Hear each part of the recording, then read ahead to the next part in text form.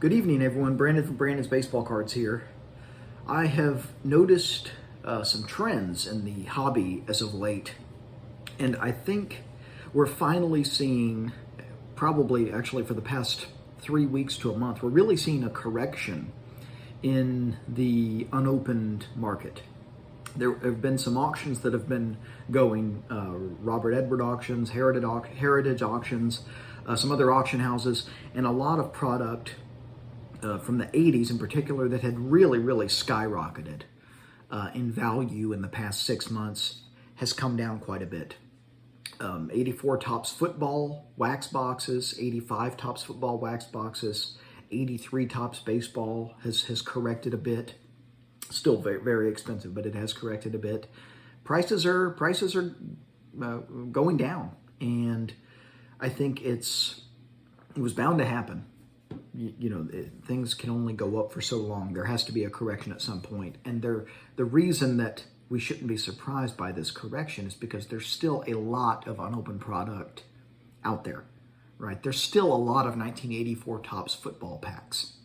There's so much of this stuff. 1985 Topps, there's so much of this stuff that it makes sense that it would come back down. Some other products have also experienced a correction. Not quite as dramatic of a correction, but a correction nonetheless. 1980 Topps baseball is an example.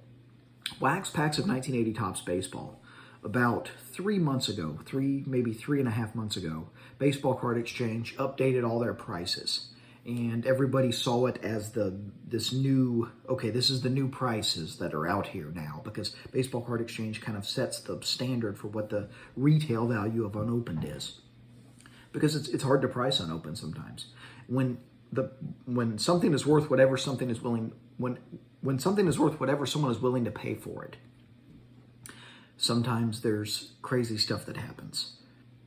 If you get a rare pack, and two different people want that pack, there could be a really overpriced phenomenon that happens where things are going for a lot more money than they're probably worth to most people.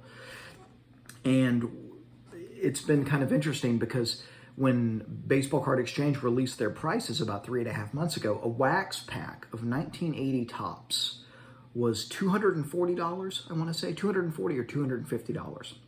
A cello pack was $275. Last week, I checked their site randomly, and a wax pack of 1980 Topps is now $175. And a cello pack, I believe, is $235, if I'm not mistaken, somewhere in that range. Still asinine, still ridiculous.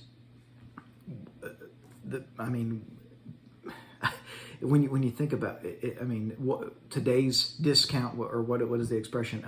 Today's overpaying or tomorrow's discounts. That's not necessarily the case. People like to say that with unopened. Well, if you buy it today and pay a little more than you're comfortable with, it'll be worth a lot more, in 5 years from now, and it'll be a bargain by the price that you got it for. Not necessarily. There are corrections that do happen. And even with product that is limited in supply, and 1980 Topps is more limited in supply, certainly more limited in supply than 1984 Topps football or 85 Topps football. But this doesn't mean necessarily that, number one, the prices are going to stay down, right? The prices could just as easily surge again. Maybe after the national prices will rise again. I think I'm kind of curious to see. It could depend on when the national happens. That could have an impact on the state of the market, because if people are trying to raise money, if they decide it's going to be in July, right? We should know by June 1st. If they decide it's going to be in July, and people flood the market with stuff in the run-up to the show, trying to build up their financial repertoire to, be able to buy what they want at the show, then that could have an effect. That could drive the supply up, demand down a bit, right? We'll see. If they decide it's going to be in October, then that could have a different effect on the market. So we'll see, but it does seem like there is a correction. And people made a lot of money and are still making a lot of money, but the only safe way to double your money is to fold it and put it in your pocket, right? I believe that's the expression, something like that. Fold it over twice, put it in your pocket. There's no guarantees. It is somewhat like the stock market in some respects. So just some thoughts there. Some other thoughts about the hobby, kind of taking the conversation in a different direction, but something that's kind of frustrating, and that's Target. In addition to obviously everything we've seen in the past year with the retail apocalypse, or whatever you want to call it, where there's no retail product at Walmart and Target and places like this, and all the limitations that have been set, Target's policy is freaking stupid. The fact that you are allowed to get one pack of an item. I went to Target this evening and I tried to get 2 packs of 2021 Heritage. Okay, I went to self-checkout and the computer would not let me get a second pack. There were 15 to 20 of these on the shelf and a few of the hanger boxes as well. You can go too far.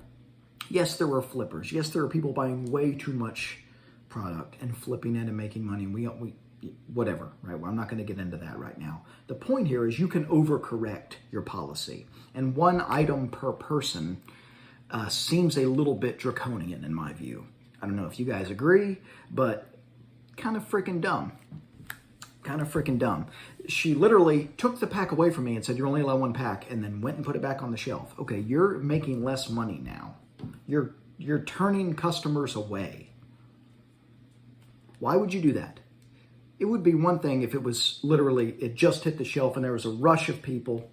It's a Sunday night. There's, like I said, 15 of these, maybe more, and a couple of hanger boxes. I tried to get 2, and you can only do 1. I thought that was absolutely ridiculous, or I think that policy is ridiculous and way too strict. Let me know if your thoughts below, but give me a break, Target. Give me a freaking break. Break me off a piece of that Kit Kat bar. I'm going to open this pack on camera because I thought that would be fun. I haven't really done 2021 Heritage on camera.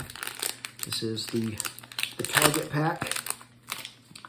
Let's see if I can get anything good in here. Probably not, but you never know. Let's see what we have here. Will Smith. Off center Justin Upton. Billy Mays MVP Award. That's kind of cool. Marco Gonzalez. 2020 AL postseason. That's kind of a cool Cody Bellinger card. Josh Donaldson. Zach Gallen. Berto Clemente. Oh, that's cool. Rookie Cup. Devin Williams. That's cool. J.D. Davis. I got his autograph on a card when he was playing in the minor leagues. He's a very nice guy. Oh, another Cody Bellinger. That's cool. Another guy I met in the minor leagues, Tyler O'Neill. He signed a card for me. I went on a minor league road trip with some of my buddies before I graduated from the University of North Texas and got his autograph at a game. He was a really cool dude. Don't know how to pronounce his name. Mike Talkman. Don't know who that is. Michael Pineda, having a pretty solid year. And the feast or famine, home run or strikeout, Joey Gallo, who I actually also have a card that was signed at a minor league game. I used to do a lot of minor league graphing. Well, that is all I have for you guys tonight. I hope you all had a great Mother's Day today. I hope you all were able to spend some time with your families, and hope you're all doing well and ready for the week. My semester is winding down, which I'm super excited about, to finally have some time over the summer, just to spend some time with my family and maybe buy some cards. So with that, I'll let you go. Hope you all have a great night. Keep collecting vintage baseball.